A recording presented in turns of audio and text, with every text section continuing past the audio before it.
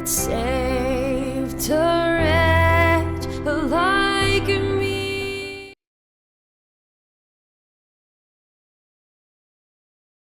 Goeiedag. Ons kyk weer na die evangelie, die goeie nuus van Jesus Christus, dit wat vir elke mens gekom het bykans 2000 jaar terug. En dit is so belangrik as ons gaan kyk na God se hart, as 'n mens kyk na die omstandighede en die situasie en die toestand van die wêreld op hierdie stadium, dan sal 'n mens wonder, hoe lank nog? Maar dan besef 'n mens dat God se hart is die mens. Hy het die mens vir hom geskape en hy sê 1 Timoteus 2 vers 4, hy sê God wil nie dat een mens verlore gaan nie. Hy sê dit ook in Petrus. Hy sê maar dat nie een mens verlore moet gaan nie, maar dat almal gered word en tot 'n kennis van die waarheid kom. So dit baie belangrik is dat dit is God se hart en dit is hoekom hy hierdie werklikheid van die mens uitstel en dis hoekom hy nie net gekom het en gesê het, weet jy, kil jou hier, kil jou daar en hy verander die hele onwerklikheid wat in die tuin van Eden gebeur het en hy begin van voor af nie. Want God het 'n werklikheid uit die boek van die begin tot die einde voor hom. En ons elkeen is maar op 'n tydvak of 'n dispensasie waarin ons wandel. En nou sit ons en ons kyk na die situasie van die wêreld waarin die wêreld is en die mense begin baie ernstig preek.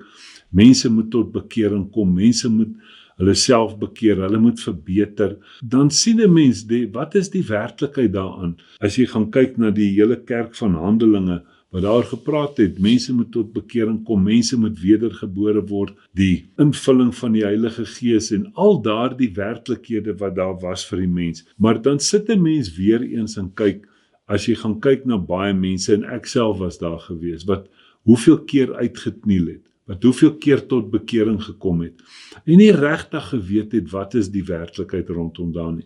So wanneer ek nou vandag bietjie kyk, en met u gesels oor hierdie werklikhede, dan kyk ek, daar is dalk iets wat iemand uit hierdie ervaring en dit wat ek vir julle gaan sê kan leer, en dit dalk vir hom baie makliker maak.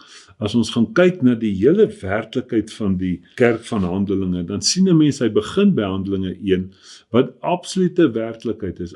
Hier's niks in die skrif wat 'n onwerklikheid is nie, maar daar's 'n progressie. En dan sien ons, dan beweeg hulle aan hier na Handelinge 7 toe. En dan sit 'n mens, dan kom jy later by Handelinge 9, dan sien ons, nou begin die dinge anders te werk met die roeping van Paulus. En Handelinge 10, waar Petrus dan die beeld van die laken gehad het, en waar hy gegaan het en die evangelie aan die mense gebring het, en die volgende oomblik, toe sien hy, daar val die Heilige Gees op hulle. Toe word die ding anders te omgedoen. Jakobus en Johannes is ongelukkig vir Petrus oor, wat het hy nou gedoen? Hy sê, ek het gesien en ek het die evangelie gebring, en vir hulle gesê, dat dit wat God rein gemaak het, mag geen mens onrein ag nie. En Petrus sê, ek kon nie die mense onrein ag nie, want God het my getoon dat hy alle mense nou rein gemaak het. En toe ek hierdie boodskap, die werklikheid, die insluiting van Jesus Christus vir elke mens, toe ek dit aan hulle verkondig, aan heidene, wat Petrus sê, hy was nie eens veronderstel om daar te wees nie. Hy sê, toe val die Heilige Gees op hulle. Hy sê, en toe weet hy, wat doen hy toe? Toe doop hy hulle. Jy sien, die hele werklikheid is, God weet presies hoe die dinge werk, en hy wil absoluut hê ons moet aanbeweeg, en dat ons nie net by daardie eerste gedeelte bly nie, maar laat ons aangaan na die groter werklikhede toe. Weet jy, is vir my baie keer as ons daarna gaan kyk, dan sit ek en dink daaraan, maar net sommer 'n voorbeeldjie wat ons al baie keer gebruik het. Dit help nie, jy gaan wildtuin toe en jy koop vir jou 'n gids met al die diere in, jy kry so 'n mooi boekie, of jy kan die internet gebruik, en dan sit jy daar, en jy bestudeer al die wild, en jy kyk na al die wild wat daar is nie. Weet jy, dit is net daardie opsomming, foto's wat hulle geneem het, inligting wat hulle vir jou gegee het. Die beste wat jy kan doen is om jou voertuig te klim en te ry, en die diere self te gaan sien, die groot 5 self te gaan sien.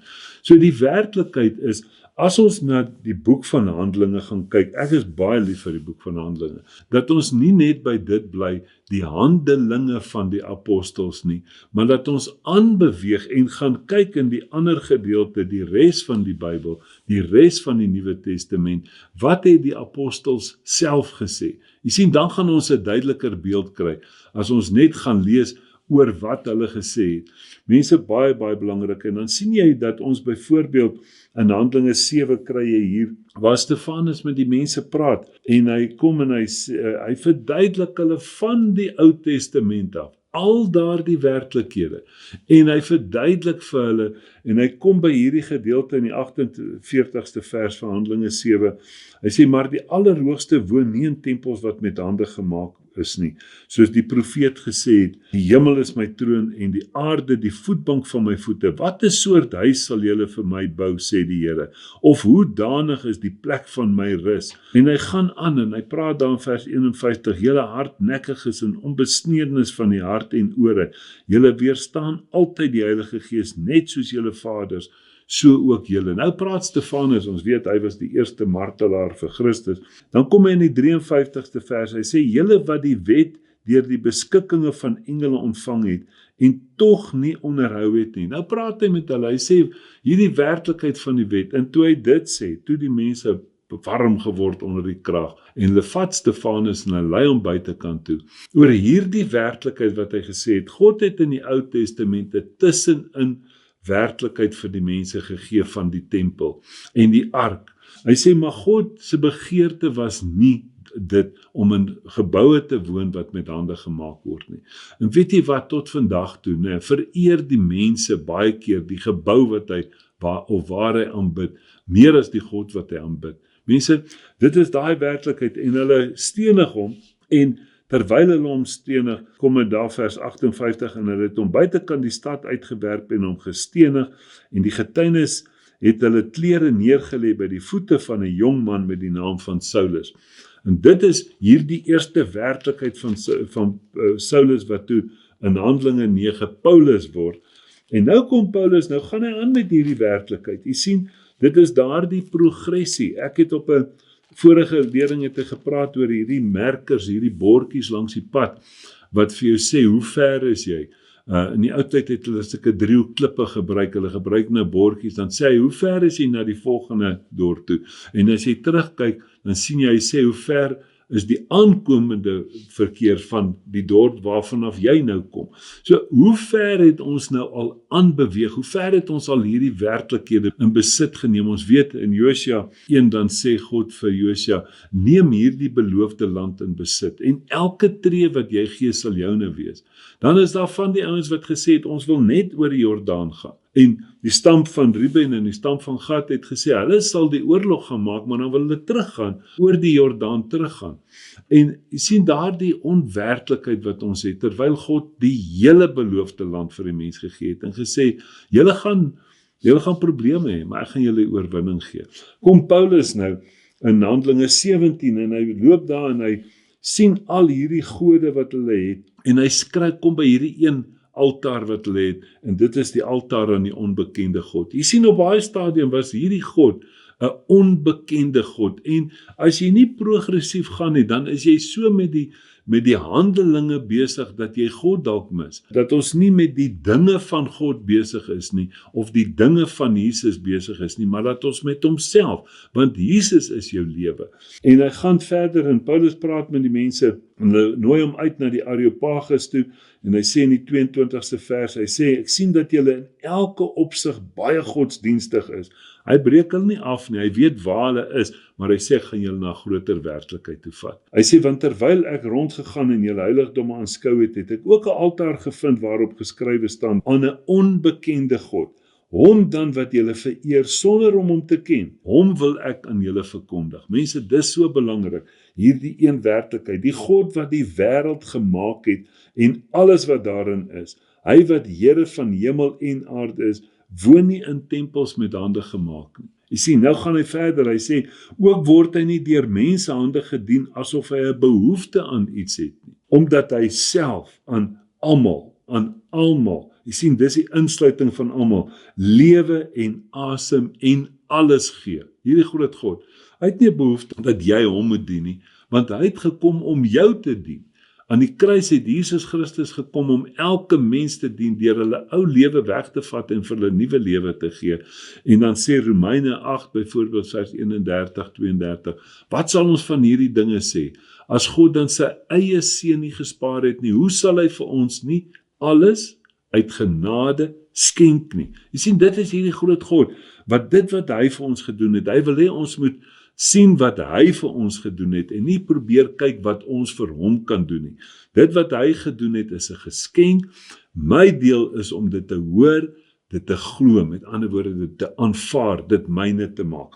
Nou gaan hy verder en hy sê, uit een bloed het hy al die nasies in mensdom gemaak. Hy sê vers 27, sodat hulle die Here kon soek asof hulle hom miskien kon aanraak en vind, al is hy nie ver van elkeen van ons af nie. Hy sê, want in hom lewe ons, beweeg ons en is ons, so sommige van die digters ook gesê het, want ons is sy geslag.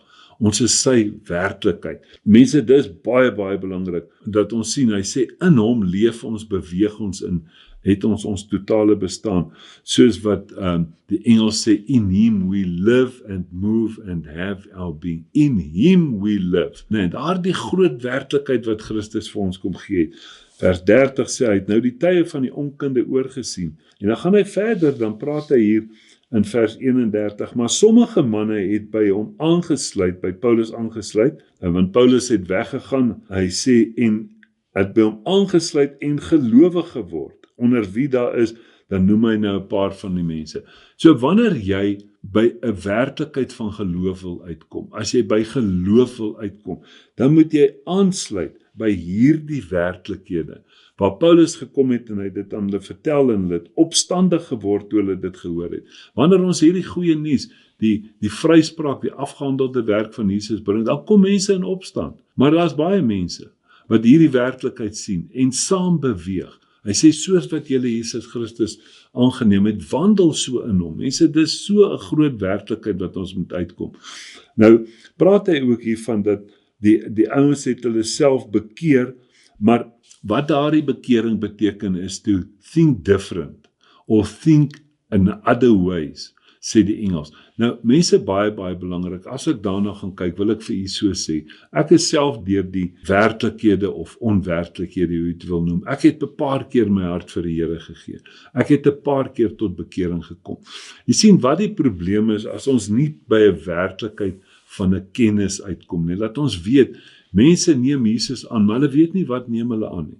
Mense kom tot bekering, en hulle weet nie wat beteken hierdie bekering nie. So, nou kom hulle tot bekering as gevolg van 'n moeilike situasie, of 'n probleem, of 'n goeie boodskap, of preek wat hulle gehoor het, en dan probeer hulle by daardie werklikheid uitkom, om nou te gaan werke kry wat by die bekering pas, of te probeer verander, of 'n beter mens te probeer word.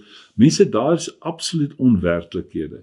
Die werklikheid wat die skrif vir ons sê, is, hoor hierdie evangelie. Dit wat die mense hier gesê het, Paulus het met die mense gepraat, en van hulle het tot geloof gekom. So wanneer jy die boodskap van Christus hoor, wat verkondig word deur Paulus, Jakobus, Johannes, dan kan jy gelowig word. Met ander woorde, geloof is 'n oortuiging. Dan is dit nie jy wat verander nie. Mense, bekering beteken, wat die mense ook sê baie, is 'n 180 draai. Die mens het weggestap van die Here af. En nou het hulle by hierdie werklikheid uitgekom, en hulle het 'n draaipunt gemaak. Dan draai jy terug na Christus toe. Ek meen, as jy dan nou weer 'n keer tot bekering kom, waarheen gaan jy dan?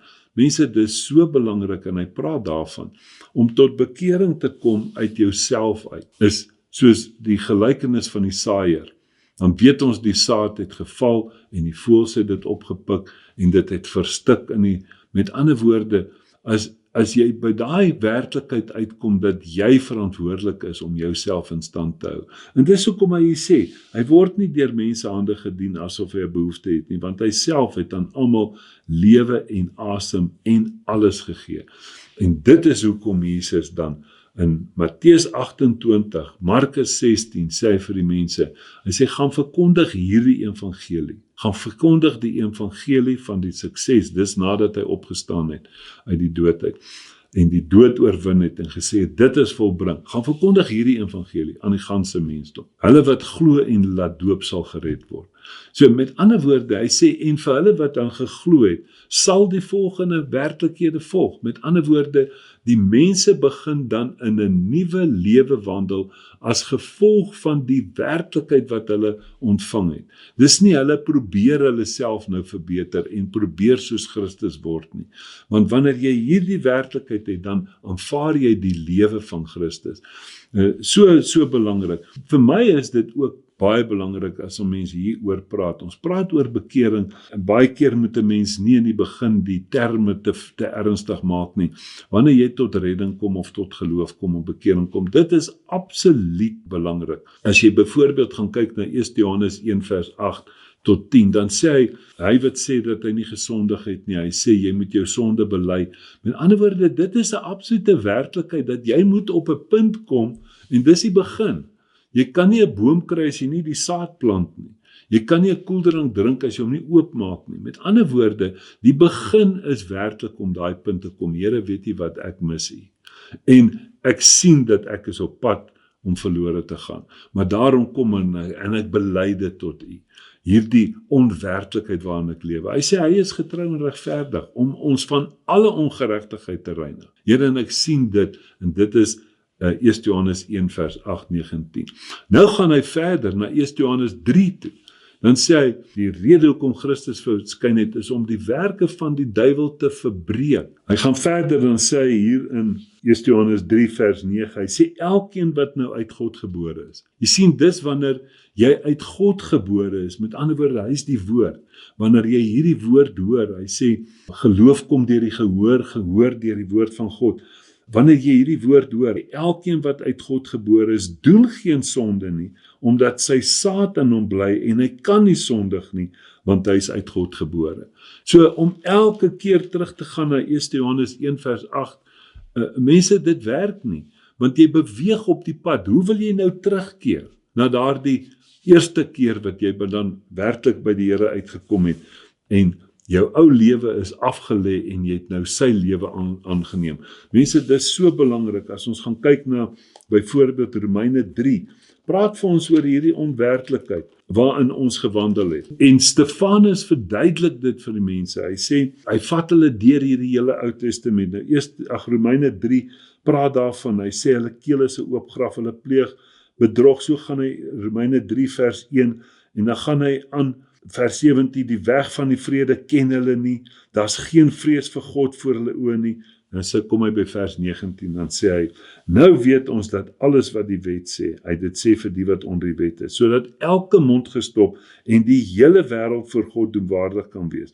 Aangesien uit die werke van die wet geen vlees voor hom geregverdig sal word nie, want deur die wet is die kennis van sonde. Dan gaan hy verder en sê, maar nou, en dis wat Stefanus vir die mense gesê het, maar nou is die geregtigheid van God geopenbaar sonder die wet, terwyl die wet en die profete daarvan getuig, die geregtigheid naamlik van God deur die geloof in Jesus Christus vir almal en oor almal wat glo, daar is geen onderskeid nie. Jy sien, hy gaan verder, hy sê, want almal het gesondig. Dis die ou bedeling. En dit ontbreek hulle aan die heerlikheid van God. Jy kan nie Romeine 3 vers 23 lees, sonder om Romeine 3 vers 24 te lees nie.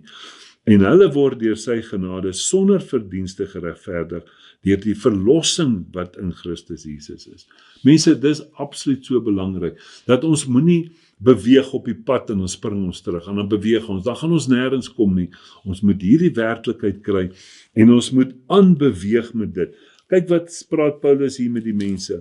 Hy het hierdie woord kom verkondig, en dan kom die ander mense weer. En ek kry dit baie keer, as ek met mense praat. Stefanus praat, hy het sy lewe gegee, omdat hy sê, julle wat die wet probeer onderhou. Ek kry dit baie keer, as ek met mense praat, dan is dit so, dit is vir hulle so fantasties, totdat hulle weer met iemand anders te praat, en dan val hulle weer terug.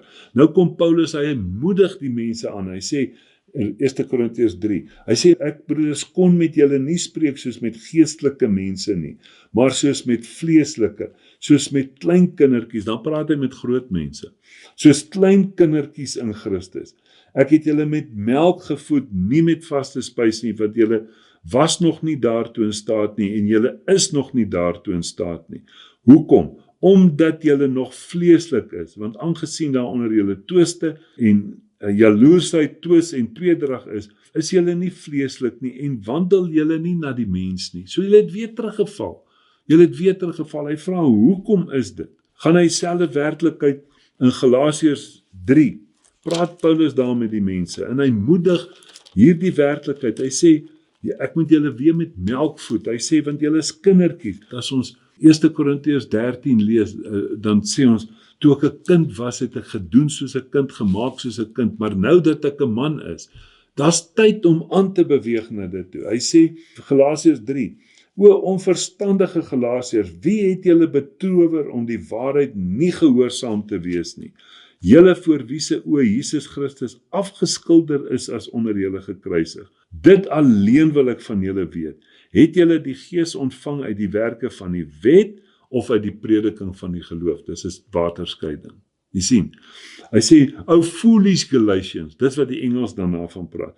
Is julle so onverstandig, nadat julle met die Gees begin het, eindig julle nou met die vlees. Mense, dis 'n pad wat ons opstap, daar's 'n dispensasie vir elke ene van ons, en elkeen van ons moet by daai volle werklikheid uitkom, en nie, hy praat daarvan, Jakobus 1 praat daarvan, Efesiërs 4 praat daarvan, hy sê dat ons moet kom tot die eenheid van die geloof, tot 'n volwasse man, tot die volle mate van Christus. Nou kom hy in vers 14, Efesiërs 4, dan sê hy, sodat julle nie soos golwe heen en weer geslinger word deur elke doktrine, deur bedriegerheid, praat hy selfs van. Mense, sien nie daar, ons moet na hierdie werklikheid aangaan. Ek gaan vir ons 'n laaste gedeelte lees, Hebreërs 5 vers 11, hy sê, waaroor ons veel te sê het wat swaar is om te verklaar, omdat julle traag geword het om te hoor. Want Efesiërs 1 vers 13, dis nie hoe jy 'n beter mens word, hoe jy jouself verbeter, hoe jy aanvaarbaar word, of so hoe jy probeer om soos Jesus te word nie. Nee, Efesiërs 1 vers 13 beskryf dit vir ons baie mooi. Hy sê, toe jy die woord van die waarheid, die evangelie van jou redding, nie van jou verlorendheid nie. Dit help nie, jy vertel vir 'n boemelaar hoe verlore is hy nie, en wat hy alles verkeerd doen nie, want hy weet dit. Dis juis wat hom by daai stand uitgebring het. Maar die oomblik wat jy vir hom vertel wie hy werklik in Christus is. Hy sê, toe jy die woord van die waarheid, evangelie van jou redding gehoor het, en dit geglo het, word jy verseël met die belofte van die Heilige Gees. Dis die werklikheid, mense. Dan gaan hy sê, want hoewel julle vanweer die tyd leraars behoort te wees, het julle weer nodig dat 'n mens julle die eerste beginsels van die woorde van God moet leer, en julle het weer 'n behoefte aan melk, en nie aan vaste spys nie. Want elkeen wat melk gebruik is onervare in die woord van geregtigheid, omdat hy 'n kind is. Mense, ons kan nie op melk bly nie, ons moet na vaste spys toe gaan. Hy sê, maar vaste spys is vir hulle wat deur die geestesvermoë beskik om goed van kwaad te onderskei. En dan, laaste 2 versies, hoofstuk 6, Hebreërs 6. Daarom moet ons nie bly by die begin van die prediking aangaande Christus nie. Sien, ons moet aanbeweeg, maar na die volmaaktheid voortgaan, sonder om weer die fondamente te lê van die bekering uit dooie werke en van die geloof in God, van die leer van die doop en van die handoplegging, van die opstanding uit die dode en van die ewige oordeel. Dit is goed waarby ons begin het. Jy moet daar begin, maar hy sê, beweeg nou aan, dat jy nie deur elke wind van lering rondgeslinger kan word nie. Dis die evangelie, die goeie nuus. Jesus Christus het vir ons sy lewe kom gee. As ek die lewe van Christus aanvaar, dan het ek niks minder as die lewe van Christus. Kolossense 3 vers 4, wanneer Christus wat my lewe is. Dis die werklikheid. Amen.